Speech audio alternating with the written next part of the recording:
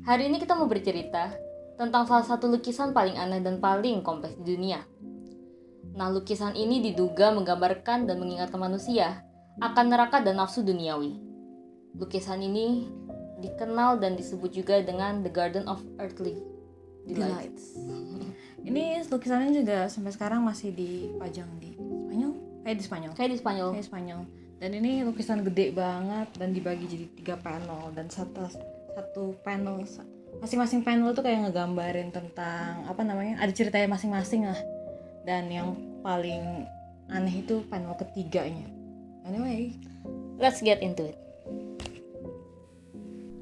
The Garden of Earthly Delights adalah sebuah judul lukisan minyak triptik pada panel kayu ek yang dilukis oleh pelukis Hieronymus Bosch ketika ia berusia antara 40 dan 60 tahun. Lukisan ini diperkirakan dibuat antara tahun 1490 dan 1510 yang sekarang berada di Museo del Prado di Madrid, Spanyol sejak tahun 1939. Karena hanya sedikit yang diketahui tentang kehidupan atau maksud lukisan Bosch, berbagai macam arti dari lukisannya berkisar dari tentang godaan duniawi hingga hasrat seksual manusia. Kerumitan simbolismenya, khususnya panel tengah, banyak memunculkan berbagai macam arti ilmiah selama berabad-abad. Sejarawan seni abad 20 memiliki perdebatan. Apakah panel tengah triptik adalah peringatan moral atau sebuah gambaran panorama surga yang hilang? Bosch melukis 2 triptik besar lainnya, yaitu The Last Dutchman dan The Haywain Triptych. Ketiganya dapat dibaca dari kiri ke kanan, di mana setiap panel mempunyai makna penting untuk keseluruhan bagian lukisan.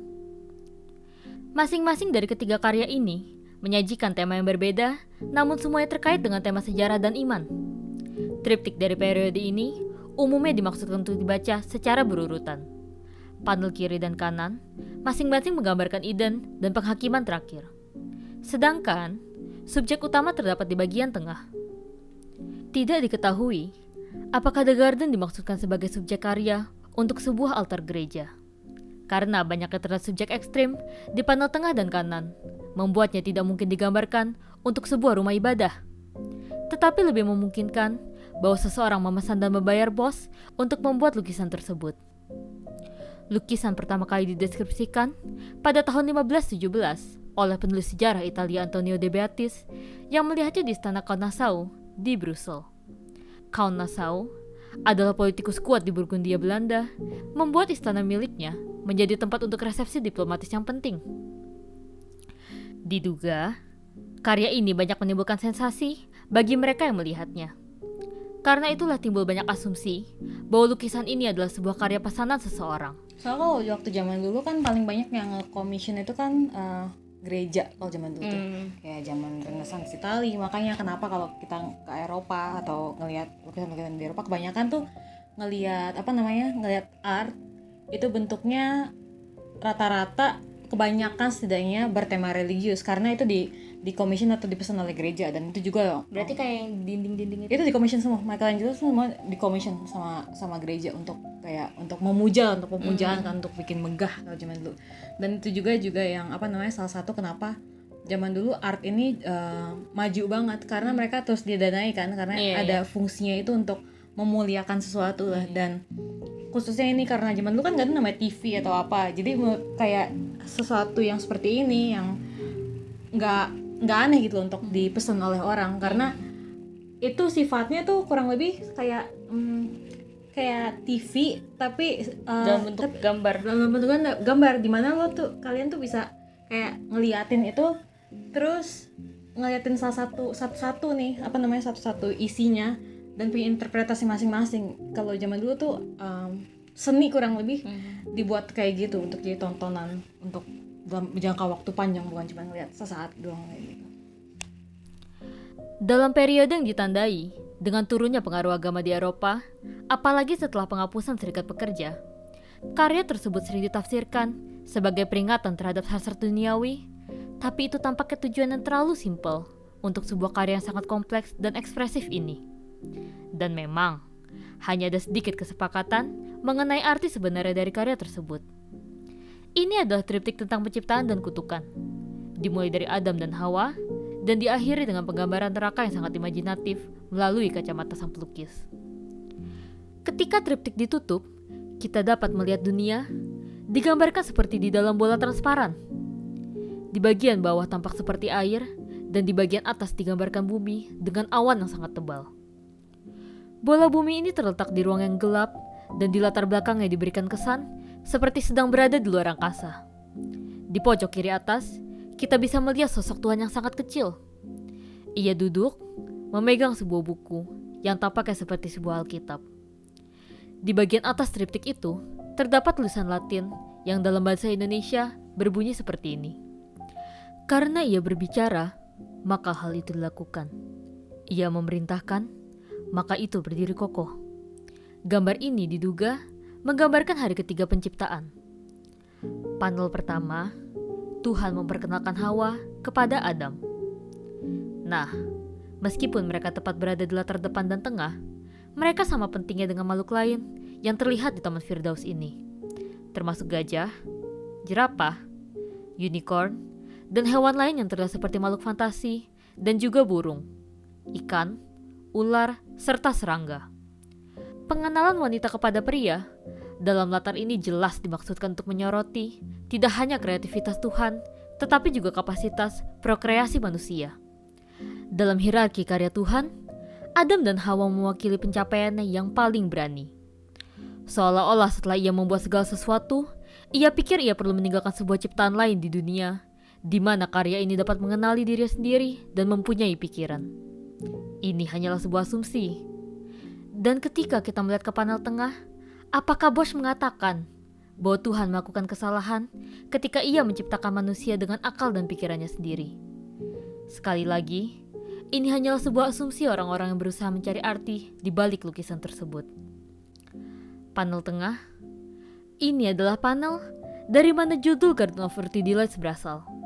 Di sini terlihat manusia keturunan Adam dan Hawa bermain-main dengan bebas di taman surga yang surrealistik. Hal ini adalah sesuatu yang masih menjadi sebuah perdebatan tentang apa yang sebenarnya dilakukan manusia di landscape yang tidak masuk akal itu. Dan mengingat penekanan Bosch pada figur yang telanjang, beberapa di antaranya terlibat dalam aktivitas seksual. Dan walaupun tidak ada yang mencolok, adegan ini sering ditafsirkan sebagai peringatan terhadap nafsu. Terutama dalam hubungannya dalam panel ketiga, yang menggambarkan sebuah neraka yang mana Spanyol Habsburg menyebut karya itu sebagai lalujuria. Banyak sosok muncul di sebuah jenis kepompong, atau di dalam telur, atau cangkang, dan diberi makan dengan buah beri oleh burung atau makhluk campuran yang aneh.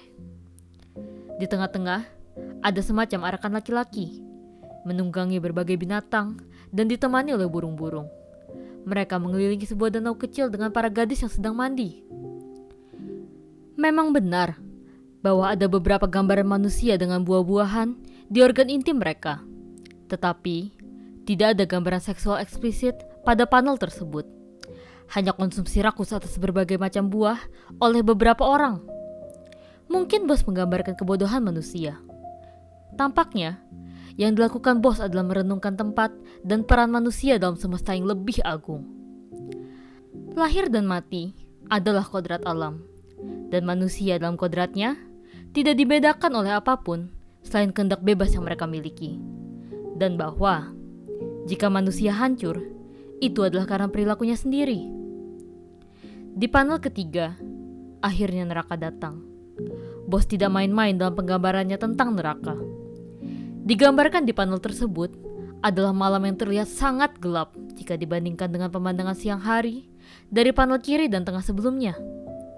Di latar depan, kita bisa melihat apa yang tampak seperti tanah dengan sungai beku tepat di atasnya. Di latar belakangnya, dipenuhi gedung-gedung yang roboh dan tangga di mana-mana. Ada seberkas cahaya dari jendela dan pintu, ada yang berbentuk persegi panjang, dan ada yang melingkar. Tetapi kita diberi cahaya yang cukup untuk melihat awan di langit di atas. Di latar depan, ada beberapa alat musik yang ironisnya kini seolah menjadi alat siksaan dan bukan kesenangan. Ada juga board games, dadu, anggota badan, figur tertusuk, dan figur yang dimakan oleh dua makhluk yang mirip anjing. Di sudut kanan bawah, ada babi yang mengendus seorang pria.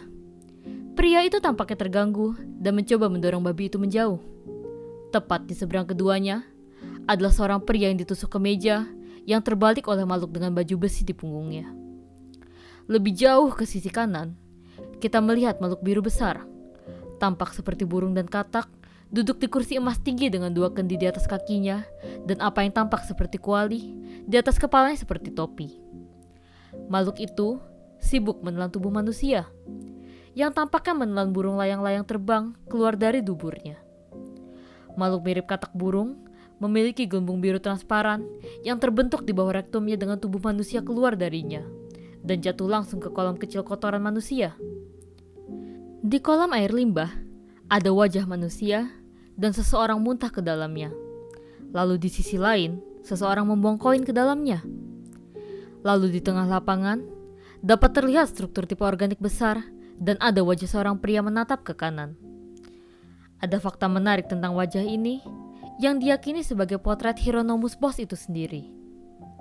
Di atasnya adalah piring besar, bundar, datar, dengan benda-benda kecil dan gambar di atasnya, terutama benda merah muda yang terlihat seperti organ dan juga alat musik. Kita bisa melihat seorang tokoh yang sedang memegang pipa tepat pada sosok lain, seolah-olah menyiksanya dengan suara. Kepala ini tampaknya sedikit menyentuh atau berlindung di samping bagian belakang dari apa yang tampak seperti batang tubuh, seperti tulang, kuku, atau kaki berada di 2 perahu di atas sungai. Di dalam tubuh ini, ada sosok-sosok yang duduk mengelilingi meja persegi panjang. Pada ujung meja, kita bisa melihat sosok yang duduk di atas seekor katak. Ada sosok yang menatap ke tepi, dan juga ada sosok lain berlutut menuangkan sesuatu dari tong. Kita bisa melihat ada tangga menuju ke gua terbuka dan sosok abu-abuan memanjatnya dengan panah yang mencuat dari duburnya. Panel sebelah kanan menggambarkan motif yang berhubungan dengan Seven Deadly Sins. Contohnya, sosok pria yang muntah yang bisa kita artikan melambangkan kerakusan. Ada juga wanita yang bayangannya kita lihat di cermin. Di bagian belakang makhluk hijau yang bagian depannya tertutup, itu bisa kita artikan melambangkan kesombongan. Lalu, ada juga pria yang buang air besar koin emas yang mungkin melambangkan keserakahan. Ada banyak teori seputar triptik The Garden of Earthly Delights karya Hieronymus Bosch. Beberapa percaya bahwa ini adalah tentang kejatuhan manusia ke dalam dosa dan nafsu, yang akhirnya menemui nasibnya sendiri di neraka. Namun beberapa orang lebih percaya bahwa itu dilukis untuk tujuan agama dan moral. Ada sumber lain yang mengatakan bahwa lukisan ini dibuat untuk mempersonifikasi berbagai peribahasa dan dengan cara ini, secara visual, menggambarkan pesan moral. Ada berbagai macam arti religius dan juga esoteris dari lukisan tersebut. Namun, makna sebenarnya tetap menjadi salah satu lukisan yang paling sulit dipahami dalam sejarah seni rupa. Iya, soalnya kalau lukisan-lukisannya karya Bosch ini emang rata-rata tuh kompleks sih, dan dia juga bukan satu-satunya kayak gini. Kayak ada juga yang Salvador Dali itu juga kalau bikin lukisan tuh juga aneh gitu, surreal gitu. Kalau dia emang nggak tahu deh maksudnya surreal apa bukan, tapi kayaknya surreal, mungkin campuran surreal dan ada interpretasinya lagi. Dan banyak juga ulang-ulang Sulit dipahami dalam sejarah seni rupa. Dan kalau Bosch tahu gue juga, kalau dia ngelukis itu emang rata-rata Kebanyakan kompleks gitu. lukisannya kompleks, dan ya seperti biasa kita nggak bisa tahu pasti kan apa yang ada di otak artis seorang pelukis atau seorang artis saat mereka ngelukis itu kan. Kayak kalau kita ngeliat Salvador Dali itu kan juga surreal semua dan susah untuk ngerti pasti kayak, tapi ya mau bagaimanapun menarik sih. Kayak Water Lily Simone sampai sekarang juga orang masih ngeliatin dan masih mengagumi.